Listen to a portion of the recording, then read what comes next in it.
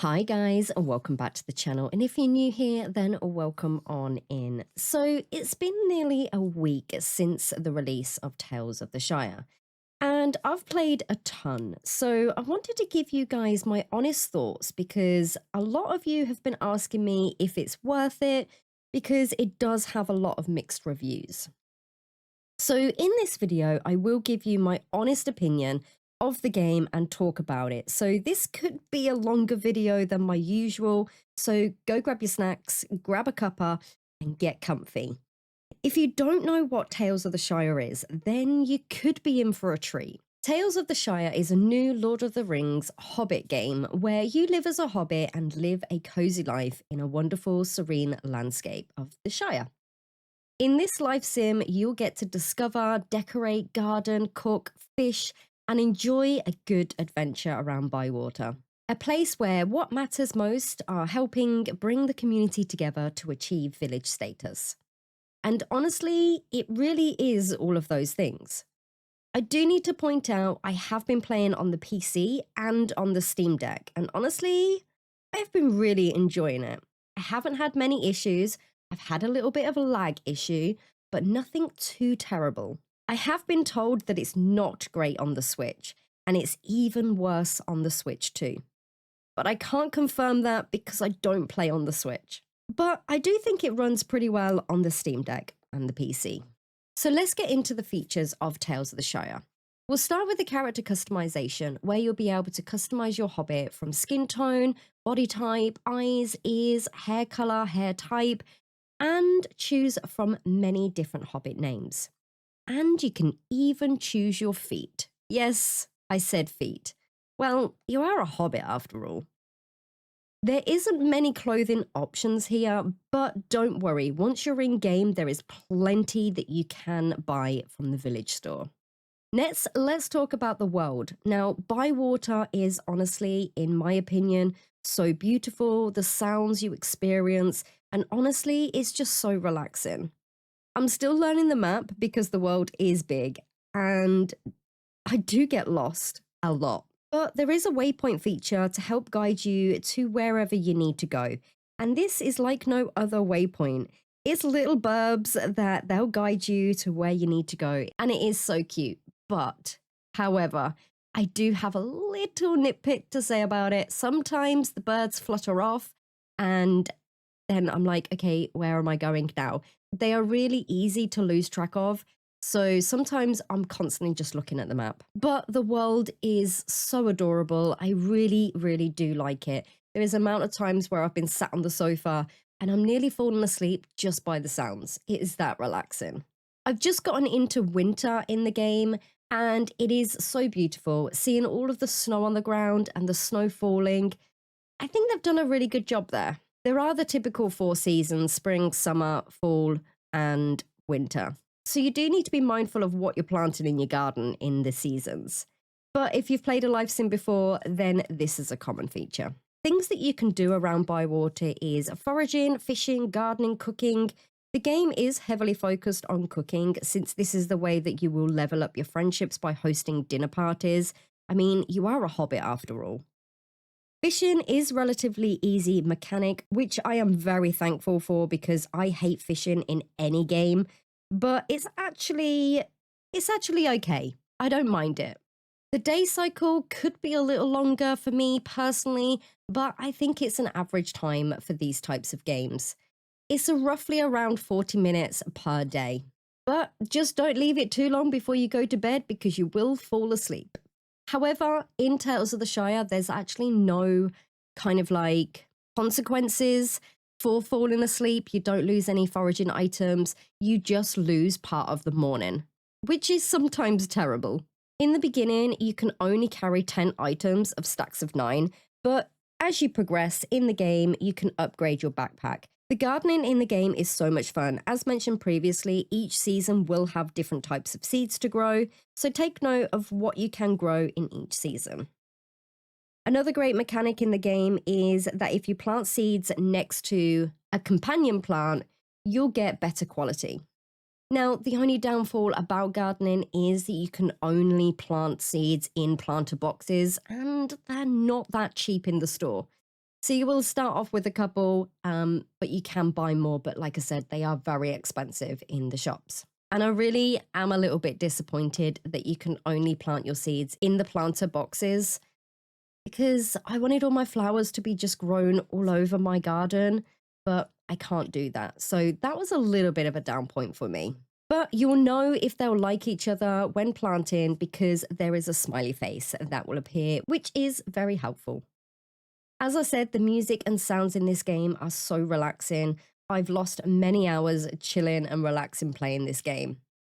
There is a story that you will go through within the game where you'll talk to the villagers and try and bring the community together to make Bywater a village. So far, the story has been very enjoyable and at times shocking. Leveling up your villagers is actually quite enjoyable because you have to invite them over for a dinner party. However, you don't know what they want for dinner until that morning. So I wish that they would tell you the day before so that you could prepare. As you progress in the game, you will eventually unlock other locations to host dinner parties because at the home lot, it's a maximum of 2 people that you can invite. So unlocking other areas in Bywater, you'll be able to host dinner parties with more people. I believe up to a max of 6 people, which is super helpful when trying to level up that friendship. Now, I will say there is a little but with the friendship that I don't like. They seem to get upset very quickly. If you haven't invited them round for dinner every day, you'd get a letter in the post saying that they miss you. And I've only invited them like just a couple of days ago. I'm working my way through the villagers. And then by the time I've got to the last person, there's a couple of them that are discouraged and I can't invite them round anymore because they're upset. So that gets annoying very, very quickly, especially if I want to just hop off and just go and do a day's worth of foraging or just looking around the world. I don't want to invite people round every single day. You kind of have to, or else they'll get upset. At least that was my experience anyway. But I just did not like that. But still saying that, the game is still enjoyable. While progressing in the game, you do eventually unlock clubs. There's a fishing club, gardening club, foraging club, and a cooking club, where you'll go to the village board and pick up little tasks that the villagers set. And when leveling up, you will be rewarded with more cooking equipment, better fishing rods, and even bigger backpack. And more land. And honestly, these little tasks are fun to do. The game as a whole is very cozy and relaxing. I've spent many hours on the sofa or in bed just casually skipping around the Bywater, listening to the relaxing sounds. Honestly, I've really liked it so far. I'm really enjoying it. I haven't really got anything really bad to say about it except for the dinner parties. And the way that if you're not hosting and inviting villagers over daily, then they will get quite upset quickly. So, do I think this game is worth it? For me, yes, I do, 100%. I've really been enjoying my time with it so far. I haven't had this feeling about a game for a while where I go to bed and I can't wait to get up and play more. Sometimes I hate being an adult. But do I think it's worth it for you? Well, that all depends on the game style that you like, I guess, as this seems to be heavily focused on story and community. So you do have to focus on those friendships. You can't just leave it a few days and you can't even talk to the villagers outside of quests. And just like go about your merry way, gardening, foraging, without the villagers getting upset. That's the only downfall, really. So if you are only wanting to do things like fishing, gardening, foraging, and just going about your merry way, you'll be a little bit disappointed because it's very quest story driven. But saying that, it still is adorable and is an enjoyable game. I really do like the stories and the quests because I think it does guide you through the game better. Just wish I had more time to go off foraging, fishing, tending to my garden. So if you have liked everything I've said in this video, then Tales of the Shire could be for you. Me personally, I don't understand some of the negative reviews. Maybe some people just had higher expectations for the game. But for me personally, I did play the early access version last year and I enjoyed it then. And now I'm playing it at full release. I'm still enjoying it. So for me, I do like the game, but it's not for everybody, and I understand that. Maybe I'll give another update in about a month and see if I still feel the same. But honestly, if you love cozy, relaxing life sim games that has an element of the story to it, then I'd recommend you give it a try. I also really like the decorating because there is no grid. And this is free placement, which is so good. Just wish there was a few more color options. I'd love to have a purple house, but this it could unlock later. I don't know. Let me know if you've got that far. As I keep saying, I really am enjoying my time with Tales of the Shire. I think I'm a little bit obsessed with it. There really is a lot to this game. If there is anything that you'd like to know, let me know in the comments. But overall, yes, I would recommend this game to all you cozy gamers.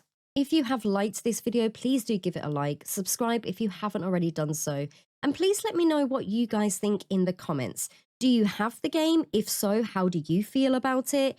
If you haven't got the game yet and are still deciding, let me know if you'd like any more information. I'm more than happy to help you. But I hope I've given you enough information about Tales of the Shire to kind of give you a little understanding of the game and my honest thoughts on it.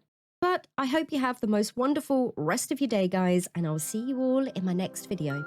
Bye!